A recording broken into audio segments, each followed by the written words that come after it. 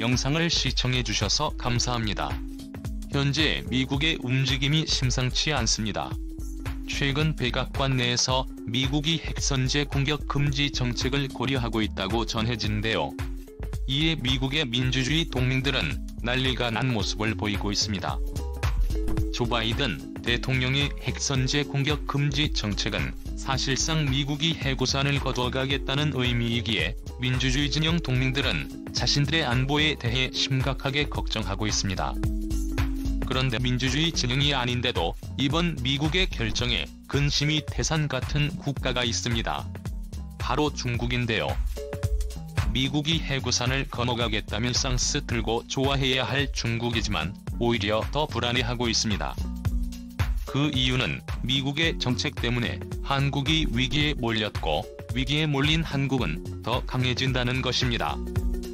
이는 단순히 뜬금없는 이야기가 아니라 여러 전문가들의 분석과 국제법상 관계 그리고 여러가지 연구를 통해 나온 결론이기에 중국도 무시할 수 없습니다. 이런 것들은 중국 언론을 통해 급속도로 퍼지고 있는데요.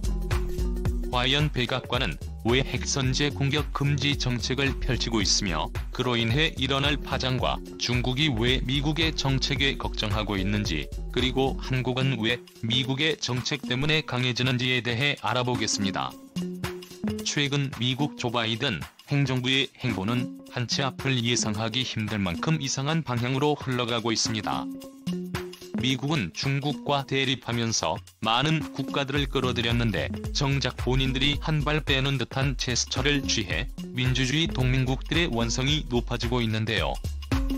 조 바이든 미국 행정부가 핵무기를 선제적으로 사용하지 않는 방안을 채택할 수 있다는 관측이 나오고 있기 때문입니다. 이에 충격을 받은 동맹국들은 로비전에 나서고 있습니다. 최근 영국 파이낸셜 타임스와 일본 교도통신 등은 바이든 행정부가 새로운 핵전략 지침인 핵태세 검토 보고서를 작성하고 있다고 보도했는데요. 미국 당국이 연낸 피할 보고서를 마무리할 계획인 것으로 알려졌습니다. 이와 관련해 FT는 2명의 소식통을 인용해 올해 초 미국 측의 동맹국들의 핵무기 정책 변화와 관련한 질문지를 보냈고 이에 대한 동맹국들의 응답은 압도적인 반대 의견이었다고 전했습니다. 향후를 미국이 핵전략에 변화를 준다면 어떠한 방식이라도 부정적인 영향을 피할 수 없다는 이유에서였습니다. 특히 동맹국들은 미국 당국이 선제 불사용이나 단일 목적 정책을 채택하는 상황을 가장 우려한다고도 매체는 지적했는데, 이럴 경우 미국이 동맹국에 제공하는 핵심적인 군사 억지 전략 중 하나인 핵우산의 가치가 현저히 낮아지기 때문인데요. 선제 불사용 정책이란 미국이 핵무기를 선제적으로 사용하지는 않겠다고 선언하는 것이며, 단일 목적 정책은 미국을 공격한 상대의 적국에 보복하거나 적국인 미국을 직접 공격하는 것을 단념시키기 위한 목적에서만 핵무기를 사용하겠다고 선언하는 것입니다. 그러나 미 당국자들이 핵선제 불사용 정책에 대한 동맹국 내 반대 의견을 바이든 대통령에게 직접 전달하지 않는다는 지적이 나오면서 일부 전문가들은 미국의 전략 변경이 오히려 중국과 러시아의 자신감을 실어줄 수 있다고 우려의 목소리를 높이고 있습니다. 익명의 한 유럽 관계자는 FTA 정책은 러시아와 중국의 커다란 선물이 될 것이라면서 일부에서는 한국이나 일본 등의 자체 핵무기 개발을 촉발해 그 지역의 군비 경쟁을 촉진할 수 있다고 우려한다고 전했습니다. 교도통신은 핵 없는 세계를 내세운 버락 오바마 전 행정부의 사례를 언급했는데요. 통신은 2016년 당시 오바마 행정부가 핵선제 불사용 정책을 검토했을 때 부통령을 지낸 바이든 대통령도 이에 지지했던 세력이라고 지적하는 한편, 당시 일본을 비롯한 일부 동맹국의 반대로 미국 정부가 이를 포기했다고 설명했습니다. 이는 단연 미국의 동맹들만의 문제가 아니라 아이러니하게도 미국과 대립하고 있는 중국도 난리가 났습니다. 바로 한국이 핵확산 조약 탈퇴를 통해 독자 핵무장할 것을 우려하고 있는데요. 최근 미국 학계와 정치권에서 한국의 핵무장 찬성 목소리가 높아지고 있기 때문입니다. 얼마 전 미국 다트머스대 제니퍼 린드와 데릴 프레스 부부 교수는 북한의 핵무기 위협 앞에 전등등하는 한국의 신의 한 수를 가르쳐 주었습니다. 그들은 한국과의 인터뷰에서 명백하게 한국은 핵 확산 금지 조약 기구인 NPT에서 탈퇴하고 독자적 핵 개발을 하여도 국제법상 제재받을 이유가 없다는 파격적 주장을 했습니다. 이들 부부는 이보다 앞선 10월 7일 워싱턴 포스트에 부부 공동기고문을 통해 한국이 핵무기를 만들어야 하나 라는 주제를 던져주었는데 한국은 독자 핵무장에 나서고 미국은 이를 지지해야 한다는 파격적 주장을 했는데요. 그 이유의 분석에서 한국은 미국이 원하는 만큼 중국에 맞설 생각이 없고 미국은 북한의 핵 공격을 당하면서까지 한국을 지켜주기 어려움에 처해 있다면서 이런 상황을 극복하기 위해서는 한국의 독자적 핵무장이 생존이라고 제시했습니다. 그러면서 정당하게 핵무장을 얻을 수 있는 방법에 대해 NPT를 탈퇴하는 것이라고 두 교수는 설명했습니다. 즉 핵 확산 금지 조약 10조는 본 조약상의 문제에 관련되는 비상사태가 자국의 지상 이익을 위태롭게 하고 있음을 결정하는 경우에는 본 조약으로부터 탈퇴할 수 있다고 규정하고 있습니다. 따라서 북한이 핵무기로 한국을 위협한 현재 상황이 바로 비상사태이기 때문에 한국의 NPT 탈퇴는 정당하다는 것을 미국도 영국도 프랑스도 인정하게 된다는 것입니다. 이 비상사태는 1년, 2년 정도의 국제적 관심의 대상이 아니었습니다.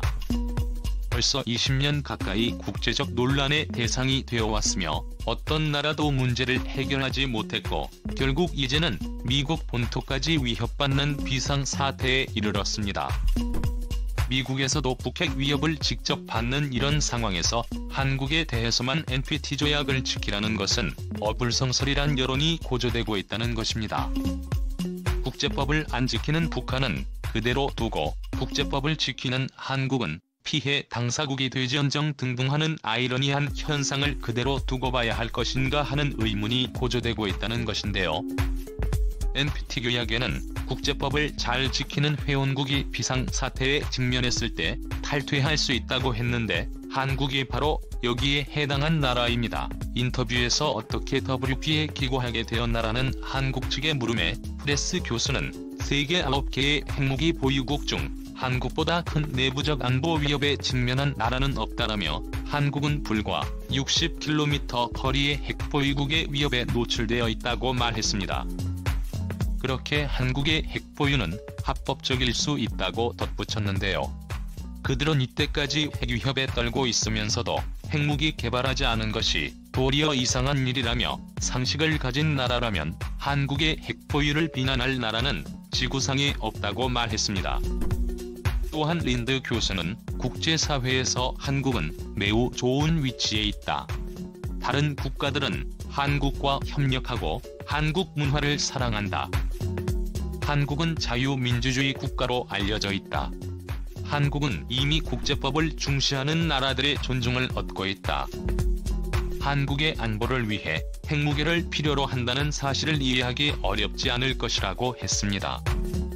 방위적 측면에서 객관적 군사력을 비교한다면 한국은 비핵 국가이면서도 상당히 강한 군사력을 가진 나라입니다.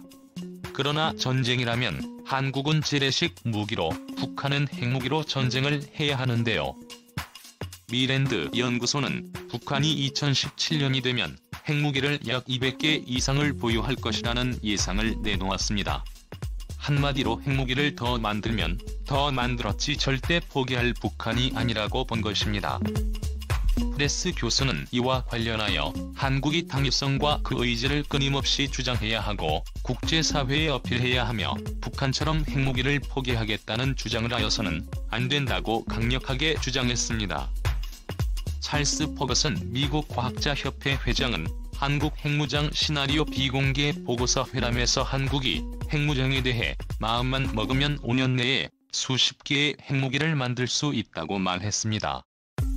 일각에서는 한국이 최근 보여준 행보로 볼 때 벌써 핵무기 연구를 마치고 어쩌면 이미 보유하고 있을 수도 있다고 예측하고 있습니다. 중국은 이런 미국의 정책이 한국에게 핵무장의 기회를 제공한다고 보고 있으며 핵무장한 한국이 대만의 편에 설 것에 대해 굉장히 우려하는 목소리가 나오고 있습니다. 일각에서는 실제로 한국 ENPT 탈퇴를 은밀히 진행 중이라는 예측도 나오고 있는데요. 이에 대해 홍콩의 사우스 차이나 모닝 포스트는 한국과 미국의 동맹 확대에 대해 중국이 경고했다라는 글을 통해 중국이 한국의 군사력 증강에 큰 우려를 내비치고 있다고 말하고 있습니다. 중국 공산당이 생각하는 최악의 시나리오는 핵무장한 한국이 미국의 군사동맹에 적극 가담해 대만에서 위기가 발생했을 경우 한국이 미국의 편에 서는 것이라고 매체는 밝혔는데요. 중국의 유명 싱크탱크인 중국 현대국제관계연구소는 최근 보고서를 내고 이 같은 상황에 대비해야 한다고 경고하고 나섰습니다. 미국은 얼마 전부터 조 바이든 미국 대통령 취임 이후 반도체 차세대 이동통신 등 다방면에서 한국과 폭넓은 협력을 추진하고 있는데요. 중국은 이를 한미가 중국을 포위하기 위해 동맹을 강화하고 있다고 보고 있는 것입니다. 중국이 상정하고 있는 최악의 시나리오는 대만에서 문제가 발생할 경우 2만 6천 명이 주한 미군과 한국의 막강한 화력 부대가 대만의 편에 서는 것입니다. 2019년 미국은 중동이나 남중국 대만 해역 등에서 미국의 군사 지원 요청을 포함하는 공동위기관리 메뉴를 확대하기를 원하고 있지만 한국은 두 국가 사이에서 실리 외교를 펼치며 적극적인 중국 견제는 하지 않았었습니다. 그러나 한국의 상황이 어떻게 변할지는 모른다며 모든 옵션과 시나리오가 테이블에 오를 수 있다고 CIC야 옐런 지적했는데요.